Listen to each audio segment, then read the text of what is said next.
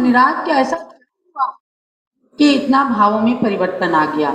वे व्यक्ति जो मुनिराज के पीछे पीछे चल रहे थे, उनमें से एक व्यक्ति कहता है, अरे इनका माथा तो ऐसा कहता है कि इन्हें बहुत बड़े कोई चक्रवर्ती सम्राट होना चाहिए था, ये ऐसे भिखारी जैसे नंगे क्यों है। तो दूसरा कहता है कि नहीं, सामुद्रिक शास्त्र के अनुसार ये राजा ही थे और अब ये तो राजाओं के भी महाराजा बन गए हैं। इन्होंने सब कुछ त्याग करके और जो ये पद धारण किया है, ये महाराज कहलाते हैं।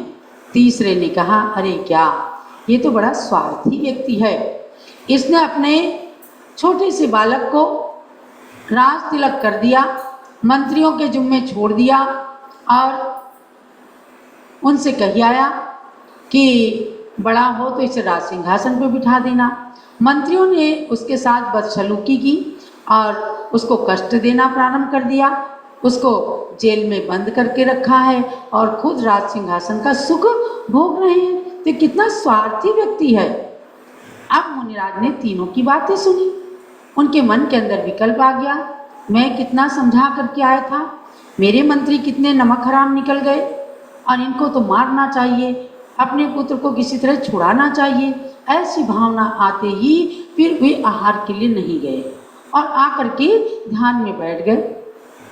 पर उनका ध्यान बिगड़ गया, उनकी सौम्य मुद्रा विकृति में बदल गई। उसी विकृत मुद्रा को जब राजा श्रेणिक ने देखा तो भगवान से प्रश्न किया जा करके, और भगवान ने जब बताया और गौतम गणधर के बताए अनुसार आकर के जब उन्होंने संबोधन दिया और वो मुनिराज धर्म ध्यान से शुक्ल ध्यान में पहुंच गए, अरहंत भगवान बन गए। तो सोचो कि जो मुनिराज नरक में जाने वाले थे, राजा श्रेणिक के संबोधन से भी भगवान बन गए। उस समय श्रेणिक को भी कितनी खुशी हुई होगी। अगर अपने किसी भी कर्तव्य से किसी का थोड़ा सा भी उपकार हो जाता है तो मन गदगद हो जाता है।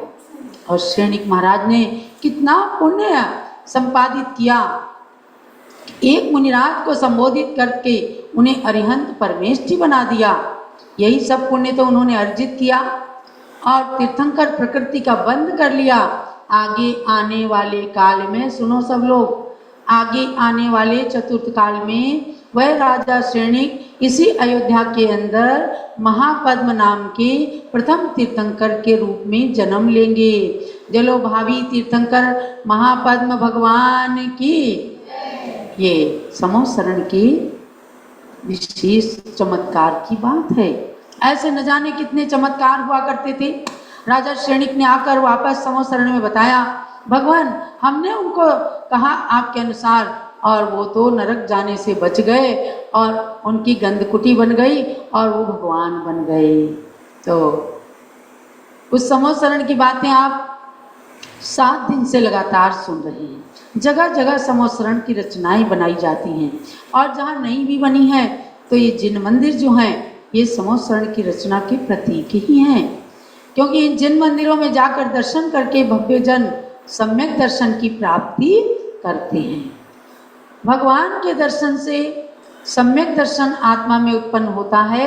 ये धवला आदि तमाम ग्रंथों के अंदर बताया गया कि निधत्त और निकाचित जैसे बड़े बड़े कठोर कर्म भी टुकड़े टुकड़े हो जाते हैं और आत्मा के अंदर सम्यक दर्शन ऐसा प्राप्त हो जाता है कि फिर मोक्ष का टिकट मिल जाता है। ऐसे समोसरण के दर्शन करके आज हम सब भी अपने को कृतार्थ अनुभव करते हैं। प्रातःकाल समोसरण का विधान हुआ। अयोध्या में भी भगवान ऋषभदेव का समोसरण बना हुआ है। राजगृह में भगवान महावीर का समोसरण है। हस्तिनापुर में बहुत ही सुंदर अधर आकाश के समान भगवान शांतिनाथ का समोसरण बना हुआ है। ऐसे जहाँ भी समोसरण की रचनाएं हैं उन सब के दर्शन करके आप सब सम्यक दर्शन की प्राप्ति करें। और अब यहाँ पर हम पूज्य माता की